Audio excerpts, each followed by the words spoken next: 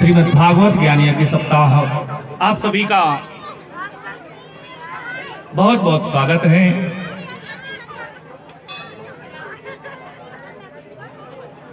कहते हैं कि ये ज्ञान यज्ञ सप्ताह स्थान स्थान पर समय समय पर होते रहते हैं। बहुत लोगों के मन में आता होगा कि हम तो इतना पुण्य करते हैं, इतना धर्म करते हैं, इतना दान करते हैं, इतना तप यज्ञ करते हैं, लेकिन इसका जो फल है वो हमें प्राप्त नहीं होता। और जो लोग ऊट पटांग काम करते हैं, अत्याचार करते हैं, अनाचार करते हैं, वो लोग बड़े मजे में।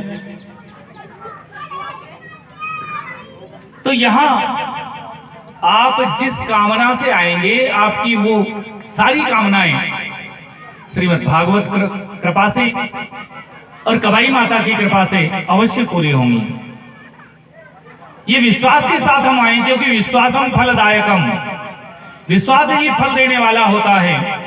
यदि हमारे मन में शंका है तो निश्चित रूप से हम कुछ भी कर लें, वो फल हमें प्राप्त नहीं होगा जो हमें होना चाहिए, जिसकी हमें कामना है, जिसकी हमें इच्छा है। मन एवं मनुष्याणाम कारणम बंध मोक्षयोः, मन ही मनुष्य के बंधन और मुक्ति का कारण है। क्या है कि दुनिया में हम सबके ऊपर अपना रोब काट सकते हैं, कब्जा कर सकते हैं, अथवा हम कहें कि जोर चला सकते हैं, लेकिन हमारा जो मन है उसके ऊपर हमारा जोर नहीं चलता। वो मन भाग जाता है।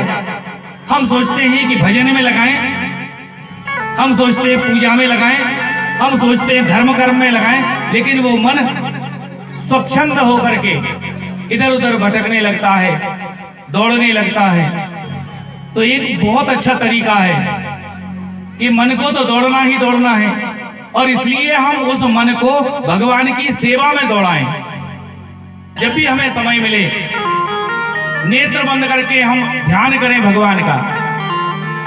मान लो कबाई माता के अपन भक्त हैं, कोई शंकर जी के भक्त हैं, कोई दुर्गा जी के भक्त होंगे। जो जिसका आराध्य है उसका चिंतन करें, और हम मन के द्वारा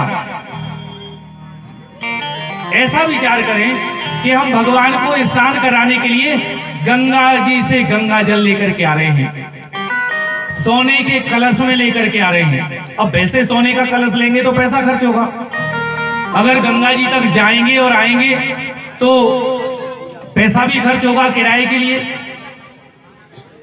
मन को जब हमने आदेश दे दिया कि जाओ और सोने के कलश में जल लेकर के आओ, अब जल से भगवान को स्नान कराया, अपने आराध्य को स्नान कराया, और इसके बाद फिर सोचा कि चंदन भी तो लगाना है स्नान के बाद। तो चंदन के लिए मलयागिरी चंदन के, जहां दक्षिण भारत में जंगल के जंगल हैं, वहां भेज दिया, और अच्छा सा सुगंधित चंदन लाए और उसको पत्थर के ऊपर खूब घिसा। उसमें केसर भी डाला है, कपूर भी डाला है, और जितने भी सुगंधित द्रव्य हैं उन सबको मिला करके, और भगवान को हम चंदन का लेप कर रहे हैं। भगवान को सुंदर रेशमी यज्ञोपवीत पहना रहे हैं, हम सुंदर सुंदर वस्त्र पहना रहे हैं। ये मन को जब हम उसमें लगा देंगे तो मन को तो दौड़ना है। तो मन कभी फूल माला लेने जाता है, कभी गंगा जल लेने जाता है, कभी आसन की व्यवस्था करता है, मन कभी सिंहासन करता है की व्यवस्था करेगा, और कभी वही मन चंवर डुलाने लगेगा, भगवान को हवा करने लगेगा। और ऐसे करके मन को हम भगवान की सेवा में लगा देते हैं, तो निश्चित रूप से मन भी बंधन में रहेगा, और मन पाप के रास्ते पर, उच्छृंखलता के रास्ते पर नहीं जा पाएगा, भटकेगा नहीं वो मन। और तब वही मन जो भगवान की सेवा में लगा है वो हमारी मुक्ति का साधन बन जाएगा। और इसलिए कहा है मन एवं मनुष्याणाम कारणम बंध मोक्षयोः। तो आइए, जैसी कि कथा की परंपरा है, पहले थोड़ा सा हरि नाम संकीर्तन और फिर इसके बाद आज की कथा श्रवण करेंगे। आइए हम सभी एक भजन का आनंद लें और निवेदन करेंगे कि हे मन, तू ऐसे रंग में रंग जा जैसे रंग में अनेक अनेक महापुरुष रंगे हैं। आइए।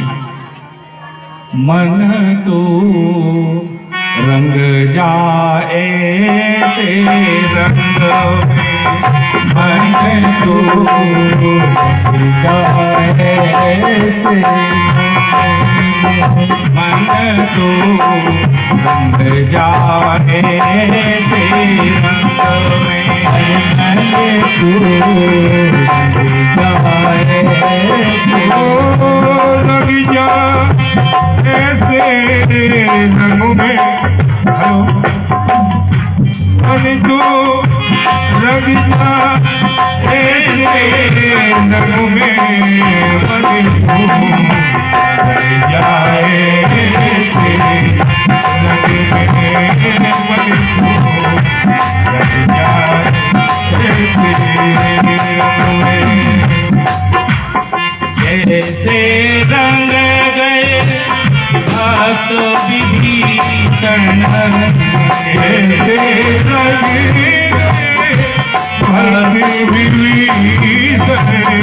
पहुँचे राम शरण में पहुँचे राम शरण में मन को लग जाए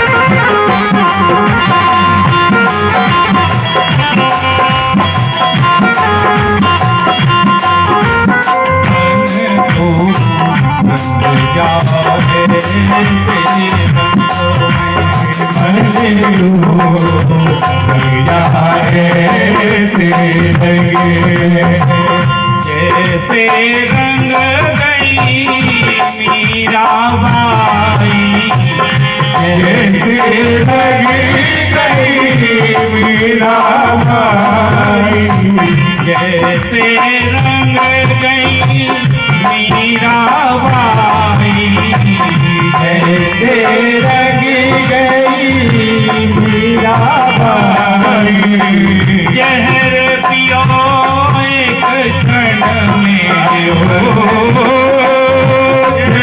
पियो एक क्षण में मन को लग जाए रंग में लग जाए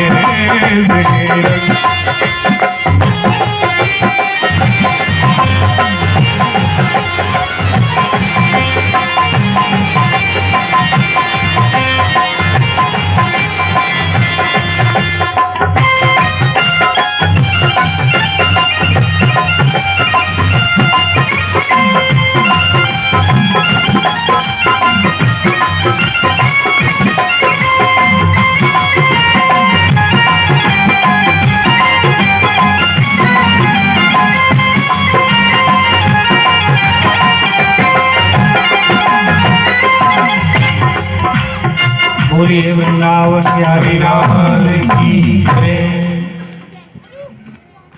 मंगलम भगवान विष्णु मंगलम गरुड़ध्वज मंगलम पुंडरीकाक्ष मंगलाय तनो हरि। गुरुर्ब्रह्मा गुरुर्विष्णु गुरुर्देवो महेश्वर गुरु साक्षात् परब्रह्म तस्मै श्री गुरवे नमः। यं प्रव्रजन्तमनुपेतमपेतकृत्यं द्वैपायनो विरहकातर आजुहाव। पुत्रेति तन्मयतया तरवोऽभिनेन्दुस्तं सर्वभूतहृदयं मुनिमानितोऽस्मि। अतुलितबलधामं हेमशैलावदेहं धनुजवनकृशानं ज्ञानिनामाग्रगण्यं सकलगुणनिधानं वानराणामधीशं रघुपति प्रियभक्तं वातजातं नमामि। मेरी भवबाधा हरो राधा नागर सो की झाई परे श्याम हरित द्युति हो। राधे मेरी स्वामिनी मैं राधे जू को दास, जन्म जन्म मोहि दीजियो श्री वृंदावन को वास। भक्ति भक्त भगवंत गुरु चतुर नाम वपु एक, इनके भगवंतन किए नाशत विघ्न अनेक। बोलिए वृंदावन बिहारी लाल की जय हो, कवाई माता की जय हो, दुर्गा मैया की जय हो। आज हम सबका प्रथम दिवस है और इस प्रथम दिवस में संक्षेप में ही आज की कथा होगी और जो शेष कथाएं होंगी प्रयास करूंगा कि कल उनको पूरा करूं। श्रीमद् भागवत ज्ञान यज्ञ सप्ताह में जब भी हम शुरुआत करते हैं तो वहां पर एक श्लोक अवश्य बोला जाता है और उस श्लोक को हम आज सुनेंगे। कई बार सुना होगा, आज फिर सुनना है, क्योंकि कुछ चीजें ऐसी होती हैं जिनको हम छोड़ नहीं सकते। जब भी शादी होती है ना, बारात होती है, तो बारात में आज बहुत सारे गाने आ गए हैं, लेकिन आज मेरे यार की शादी है ये जरूर गवेगा। उसके बिना लगता है कि शायद शादी अधूरी अधूरी सी है। तो ठीक वैसे ही कुछ चीजें श्रीमद् भागवत कथा में आपको अवश्य ही मिलेंगी। 18,000 श्लोक हैं और 18,000 श्लोकों को जैसा राजा परीक्षित ने सुना था और सुखदेव जी महाराज ने जैसा कहा था, वहां पर कुछ इस तरह की व्यवस्था नहीं थी कि एक श्लोक सुनाना फिर उसका अर्थ करना, बीच में कुछ भजन गाना, कभी आरती करना, कभी दृष्टांत सुनाना, ये सिस्टम नहीं था उस समय। उस समय सीधा सीधा जैसा वक्ता बोल रहे थे वैसा ही श्रोता सुन के और सीधा समझ भी रहे थे, हजम भी कर रहे थे। और इसलिए 18,000 श्लोक 7 दिन में वो पूरे सुन लिए गए थे। लेकिन यहाँ पर 18,000 श्लोक सुनने के लिए आपको महीने 2 महीने का टाइम लगेगा, जब आप 2, 3, 4 घंटे रोज कथा सुनेंगे तब। और इसलिए 7 दिन में इस कथा को पूरा करना है तो ये संभव नहीं है कि मंच से ये सब भी होता चले, दृष्टांत और भजन भी और कथा भी पूरी हो जाए। इसलिए कुछ कथाएं संक्षेप में और कुछ विस्तार से आपको सुनाई जाएंगी। मूल कथाएं आपको अवश्य सुनाई जाएंगी। कुछ दूसरे पुराणों और दूसरे ग्रंथों के भी उद्धरण आपको यहाँ पर मिलेंगे।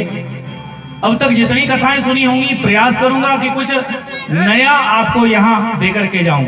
लेकिन उन कथाओं में से यदि आप अपना मन लगा करके यहाँ कथा सुनेंगे तो निश्चित रूप से आपको लाभ होगा। कथा के कुछ नियम भी होते हैं, वो भी मैं आपको बताऊंगा कि क्या नियम होते हैं। लेकिन आज हम सभी उन नियमों से पहले श्रीमद् भागवत ग्रंथ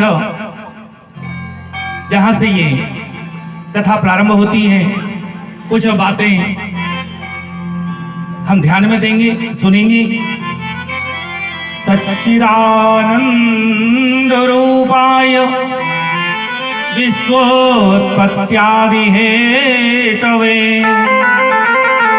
तापत्रय विनाशाय श्री कृष्णाय वयं नमः।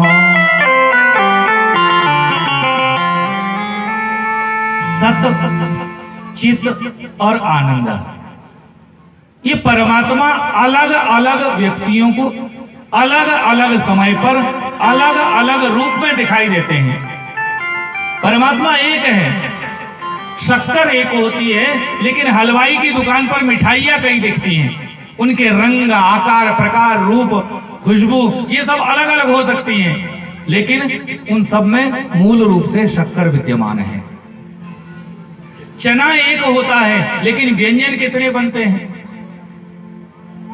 चने की रोटियां भी बन जाती हैं, चने से जब बेसन बनता है तो नमकीन व्यंजन भी बनते हैं, उससे मीठे व्यंजन भी बनते हैं। तो ठीक है, वैसे ही परमपिता परमात्मा परमेश्वर जगदाधार जगदीश जगन नियंता जो भी हम कहें वो एक है, लेकिन वो अलग अलग अनेक अनेक रूपों में है। यहाँ कहा गया है कि सच्चिदानंद रूपाय, कौन सा? जो सत स्वरूप है परमात्मा, जो चित्त स्वरूप है और जो आनंद स्वरूप भी है। कृष्ण जन्म होता है तो हम सबने सुना होगा कि नंद के आनंद भयो, परमात्मा आनंद स्वरूप है। तो सत्स्वरूप, चित्त स्वरूप और आनंद स्वरूप, तो सच्चिदानंद रूपाय, ऐसे परमपिता परमात्मा जो सच्चित और आनंद के स्वरूप हैं, उनके लिए रूपाय शब्द दिया गया है। तो उनके लिए क्या? विश्वोत्पत्त्यादि हेतवे, ये परमपिता परमात्मा है जो जिनके 3 रूप हमने बताए हैं, वो विश्व की, केवल हमारी आपकी नहीं, सारे संसार की उत्पत्ति के यानी पैदा करने के आदि हेतु हैं। यानी आदि माने होता है शुरुआत, तो शुरुआत के कारण है। जब दुनिया में कुछ भी नहीं था, न ये आकाश, न ये पाताल, ये पृथ्वी, न पहाड़, न नदियां, न झरने, न कीड़े मकोड़े, न पशु, न पक्षी, भूत प्रेत पिशाच, कुछ भी नहीं था। उस समय जब दुनिया प्रकट हुई तो उसके जो आदि कारण थे वो यही परमपिता परमेश्वर थे, जो सत चित और आनंद स्वरूप हैं। तो सच्चिदानंद रूपाय विश्वोत्पत्त्यादि हेतवे, जो आदि हेतु हैं, आदि कारण हैं, जो अगर नहीं होते तो ये दुनिया भी नहीं होती, हम और आप भी नहीं होते, ये जितनी भी तामझाम दिखाई दे रही है वो नहीं होती, और शायद ये भागवत कथा भी नहीं होती। तो ऐसे परमपिता परमात्मा को जो 3 प्रकार के रूपों से हमें दिखाई देते हैं, तापत्रय विनाशाय, 3 प्रकार के ताप। अभी जब मैंने संकल्प बोला तो उस समय मैंने बोला था कि आदि दैविक, आदि भौतिक और आध्यात्मिक, त्रिविध तापोपशमनार्थम। क्या होता है ये सब, थोड़ा सा समझ लें। आदि दैविक, आदि दैविक का मतलब होता है कि हमारे घर में कभी कभी हम अनुभव करते हैं कि कोई बीमार रहता है, पत्नी रहती हो, माताजी रहती हो, पिताजी रहते हो, भाई रहते हो, बहन रहते हो, हम खुद रहते हो, कोई भी। और जब डॉक्टर के पास जाते हैं, जांचें होती हैं तो जांचें सब नॉर्मल, लेकिन बीमारी तो भी बनी है। ऐसी परेशानियां, इनको हम आदि दैविक बीमारियां कहते हैं, आदि दैविक समस्याएं कहते हैं। जो दैव के अधीन है वो डॉक्टर के अधीन नहीं है, डॉक्टर उसमें कुछ नहीं कर सकता है। वो विधाता चाहेगा तो वो ठीक हो जाएगी, नहीं चाहेगा तब तक हम ऐसे ही भटकते रहेंगे, परेशान होते रहेंगे। रिश्तेदारी में जाएंगे, 8 दिन रहेंगे, बड़े प्रेम से खाएंगे भी, बचाएंगे भी, और घर में आते ही बीमार हो जाते। लोग समझते हैं कि बहाना बना रहे हैं, लेकिन बहाना नहीं है, वो हमारी कोई ना कोई ऐसी गड़बड़ी है जो हमने जाने या अनजाने में करी होगी, हमारी कोई गलती है, उसकी हमें सजा भुगतने को मिल रही है। और इस प्रकार का जो दुख है वो आदि दैविक दुख कहलाता है। दूसरा होता है आदि भौतिक, कि हमारी इस पड़ोसी ने एक रंगीन टीवी ले ली है बड़ी सी, पहले तो वो डिब्बा वाली आती थी, अब तो दीवार पर सीधी चिपका देते हैं LCD, बढ़िया रंग बिरंगी है, सोफे पर बैठते हैं, रिमोट से चलाते हैं, बड़ा आनंद है, एकदम क्लियर दिखाई देता है। दाएं से देखो या बाएं से, पहले टीवी आती थी दाएं बाएं से साफ नहीं दिखती थी। तो हमारे पड़ोसी ने इतनी अच्छी टीवी ले ली, अब हमें भी लेना है। अब ये नहीं देखा कि पड़ोसी की तो वेतन आती है 50,000, साहूकारी चलती है, ब्याज का भी कुछ पैसा आता है, खेती भी उसके पास ज्यादा है, कुछ खेती भी दे जाती है। पिताजी नौकरी करते थे, उनकी पेंशन भी आ रही है, लेकिन हमने तो केवल टीवी देखी और टीवी हमें भी चाहिए। अब पैसे नहीं थे जेब में तो जाकर के महूरानीपुर से कोई परिचित दुकानदार से परसों दे देंगे कहकर के बरसों बिता दिए। अब वो जब भी चक्कर लगाने आता है तो हम गली बदल देते हैं, घर में कह देते हैं बेटा कह दो पापा घर में नहीं। एक झूठ छुपाने के लिए 100 झूठ बोल रहे हैं, दिमाग में टेंशन लग रहा है कि हमें कैसे भी इसके पैसे पटाने, बाजार जाना बंद हो गया। जिस गली में इसकी दुकान थी, टीवी उधार क्या लाए, टीवी तो पुरानी पड़ गई, फेंकने की स्थिति में, लेकिन कर्जा अब तक नहीं पट पाया। तो ये परेशानी भगवान ने नहीं दी, ये कोई भूत प्रेत के कारण नहीं है, कोई खुरागर नहीं है, घटोई बाबा, मसान बाबा या गोड़ बाबा की, ये हमने अपने आप की है। ये भौतिक संसाधनों के पीछे पड़ करके जो भौतिक दुख हमने संसार में मोल ले लिया है, इसे कहते हैं आदि भौतिक ताप। ताप माने दुख। तो आधि भौतिक, आधि दैविक, और तीसरे प्रकार का होता है आध्यात्मिक। आध्यात्मिक कैसा? हम सब जानते हैं कि अमेरिका देश बड़ा अमीर है, कहते हैं वहां झाड़ू वाला भी कार से चलता है। अब हम तो गए नहीं, देखा नहीं, आप में से हो सकता है किसी ने देखा हो, लेकिन लोगों को जब तारीफ करना है, बढ़ा चढ़ा के कुछ बोलना है, तो जो उसको समझ में आता है कि हम ये उदाहरण देंगे तो शायद, तो बड़े बड़े अमीर हैं अमेरिका देश में, बहुत पैसा है, सारे संसार पे उसका दबदबा है। अभी तो ट्रंप फिर से आ गए हैं, अब तो और ज्यादा बौखलाए हुए हैं। तो ऐसे अमीर देश में भी भाई हमें समस्या होती है। हमारे यहाँ देश में लोग परेशान हैं, किसी के पास अन्न नहीं है, किसी के पास भवन नहीं है, किसी के पास रोजगार नहीं है, और इसलिए लोग भूखों मर रहे हैं या आत्महत्या कर रहे हैं। लेकिन आत्महत्या करने की सबसे ज्यादा दर है, जो प्रतिशत है, परसेंटेज कहें अंग्रेजी में, तो वो अमेरिका में है। आखिर पैसे से ही सब कुछ मिलता, तो अमेरिका के लोग इतनी आत्महत्या क्यों करते? इसका मतलब कोई ना कोई ऐसी चीज है जिसके बिना वो लोग आत्महत्या करते हैं, और वो है आत्मिक सुख। हमारे यहाँ आत्मिक सुख बहुत है, आध्यात्म से जुड़े हुए हम लोग हैं। हमारा पैसा खो जाए, सोना चला जाए, कुछ भी हो जाए, तो हम कहते हैं भगवान को यही मंजूर था, बस इतना कहकर के संतोष कर लेते हैं।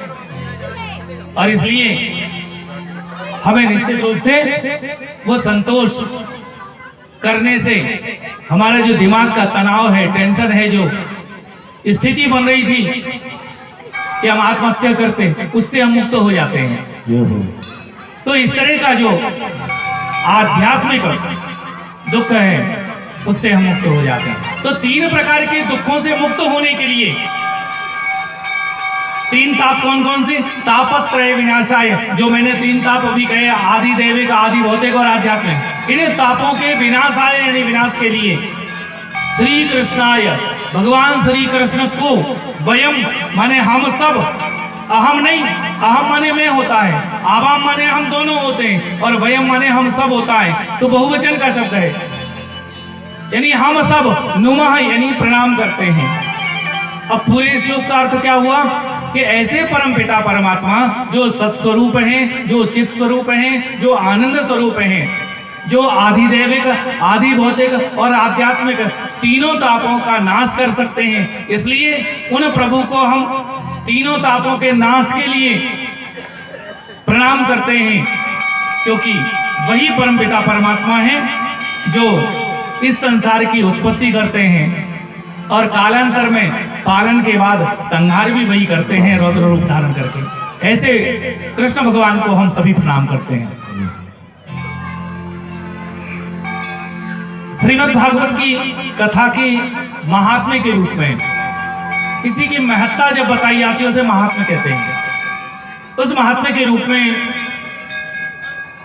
6 अध्याय स्कंद पुराण के आए हैं, और उस स्कंद पुराण में कहा गया है कि जो भी इस कथा को सुनता है, एक श्लोक भी सुने, आधा श्लोक भी सुने, और यदि समय कम है चौथाई श्लोक भी सुने, तो भी उसको जो भी इच्छा है वो इच्छा पूरी हो जाती है।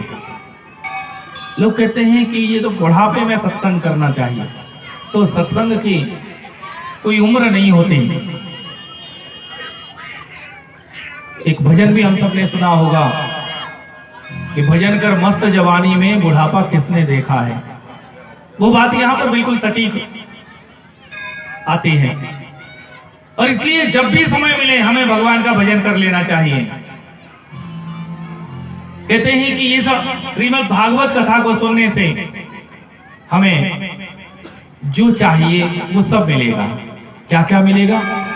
हमें इससे वाहन मिलेगा, हमें इससे धन मिलेगा, हमें इससे कलत्र यानी पत्नी, कोई कन्या है तो उसको पति यानी हमारी जोड़ी ये पूरी हो जाएगी। ये श्रीमद् भागवत के महत्व के रूप में बताया गया है। आज चूंकि समय कम है इसलिए थोड़ा संक्षेप में बोल करके आगे बढ़ रहा हूं। जैसे ही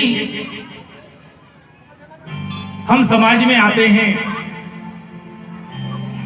और समाज में किसी एक व्यक्ति को जो बहुत ऊंचे लेवल पे है, लोग उसका गुणगान करते हैं, अरे भैया इनकी मत पूछो, अमीर इतने हैं लेकिन घमंड बिल्कुल नहीं है। तो उनका महत्व कि अमीर होने के बाद लोगों में अहंकार आ जाता है, लेकिन उनका महत्व प्रतिपादित करते हैं, इनके गुण बताते हैं कि इनमें घमंड नहीं है, बहुत मिलनसार हैं, बड़े प्रेम से मिलते हैं। तो ठीक वैसे ही श्रीमद् भागवत के बारे में इसकी जो तारीफ की गई है उसे आगे हम बताते रहेंगे आपको। श्रीमद् भागवत के नियम और बताते चलें। जब भी हम श्रीमद् भागवत कथा सुनते हैं, हम कह रहे थे ना शुरुआत में कि हमें फल नहीं मिलता। हमारे घर में भैंस आए, 5 लीटर सुबह 5 लीटर शाम को दूध देती है, लेकिन फूटी बाल्टी में लेकर के हम दोहने बैठ जाएं, ठीक है, और फिर अपने घर ले जाएं तो बाल्टी में क्या पहुंचेगा, कुछ नहीं, क्योंकि वो फूटी थी बाल्टी और वो निकल गया। अगर हमें पता होता कि इसमें छेद है तो हम छेद बंद करके और फिर दूध दोते या बाल्टी दूसरी लाते। तो ठीक वैसे ही इसके जो नियम हैं, कुछ सिद्धांत हैं, उनको हमें ध्यान में रखना है। क्या सिद्धांत है कि एक तो जब तक हम कथा सुने यानी 7 दिन तक, यदि संभव हो, हमारे शब्दों पर ध्यान देना, यदि संभव हो, जबरदस्ती नहीं है, तो हम व्रत रह करके कथा सुने।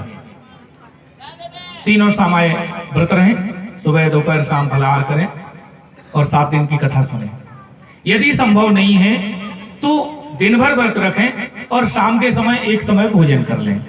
और यदि ये भी संभव नहीं, कुछ लोगों को भूख ज्यादा लगती है, तो भले ही 3 बार नहीं 4 बार भोजन करें, लेकिन कथा सुने।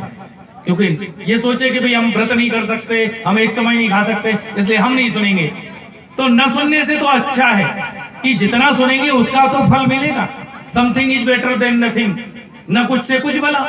और इसलिए हमें कथा सुनने के लिए ये जो उपाय बताया गया है कि हम व्रत रखें अथवा दिन भर व्रत रखें। ये क्यों? क्योंकि यदि जब हम खूब दाब दाब के खा के आएंगे तो फिर बैठा नहीं जाएगा, हमें लगेगा खंबा देख ले कहाँ है, वो खंबा से, चबूतरा से, सीढ़ी से, और टिक कर के बैठेंगे। और जब टिक कर के बैठेंगे, पेट भरा होगा तो आलस आएगा। और इसलिए उससे बचने के लिए ये ऐसे आहार की व्यवस्था बताई है संतों ने कि जिससे आलस नहीं आए, नींद नहीं आए, शरीर भारी नहीं हो। दूसरा, पहले रामबाण की जो खाट चलती थी, चारपाई, रस्सी लोग बना करके चारपाइयां बनाते थे, तो उस पर सोने का निषेध बताए हैं। अब आज के समय में प्लाई के, लोहे के, लकड़ी के तमाम प्रकार के बेड और तखत चलने लगे हैं, इन पे सो सकते हैं। क्षौर कर्म यानी नाखून, बाल आदि काटने का इनका भी विधान है कि अपन इनको यथासंभव ना काटें। लेकिन होता यह है कि नियम आजकल छोटे छोटे लोगों पे लागू होते हैं, बड़े बड़े पे नहीं होते। आज टीवी में हम जितने जितने भागवत वक्ताओं को देखते हैं, वो रोज ब्यूटी पार्लर से निकल के आते हैं, तब मंच पे जाते हैं, उनसे कोई कुछ नहीं कहता। और कोई छोटा सा पंडित, वो आपके घर में 8 दिन का अनुष्ठान कर रहा है, उसने अगर नाखून काट लिए, मूछें भी सेट कर ली, क्यों पंडित जी? तो कहते हैं कि जो बलि चढ़ती ना, बलि किसकी चढ़ती है? बकरे की चढ़ती है या मुर्गा की चढ़ती है? कभी शेर की देखी? शेर की बलि चढ़ रही, शेर की बलि नहीं चढ़ती। तो कमजोर की बलि चढ़ती, हमेशा संसार का नियम रहा है। लेकिन जो सिद्धांत है, नियम है कि यथासंभव अगर कोई खास कारण नहीं हो तो अपन को बाल और नाखून काटने से परहेज करना है। अगली चीज, हमें किसी का मन दुखे, आत्मा दुखे, ऐसा काम नहीं करना है। मनसा वाचा कर्मणा, हमें अपने मन से, अपनी वाणी से अथवा अपने कर्म से कोई ऐसा काम नहीं करना है जिससे किसी को कष्ट हो। अब 7 दिन के लिए अगर हम इस नियम में बंध जाएंगे तो हम भले ही कितने भी गुस्से हों, हम गुस्सा नहीं करेंगे। और जब गुस्सा नहीं करेंगे तो निश्चित रूप से